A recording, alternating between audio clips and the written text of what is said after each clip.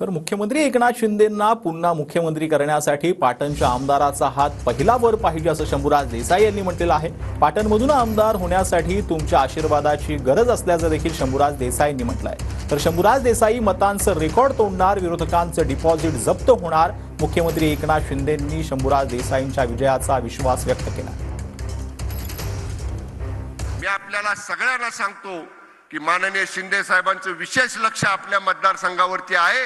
ते असंच कायम राहील आणि ते असंच कायम ठेवायचं असेल तर 2024च्या विधानसभेच्या निवडणुकीमध्ये पाटणचा आमदार हा शंभूराज देसाई म्हणून निवडून आला पाहिजे आणि एकनाथजी शिंदे साहेबांना मुख्यमंत्री करायला पहिला हात पाटणच्या आमदाराचा वरती आला पाहिजे।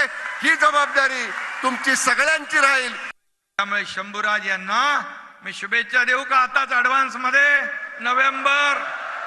नोव्हेंबर म्हणजे आता सगळ्यांनी हात वर करा आणि मला सांगा आतापर्यंत जेवढं रेकॉर्ड शंभूराज देसाई यांनी केलं ते सगळे रेकॉर्ड मोडणार आपण, सगळे रेकॉर्ड तुटणार, समोरच्याचं डिपॉझिट जप्त होणार,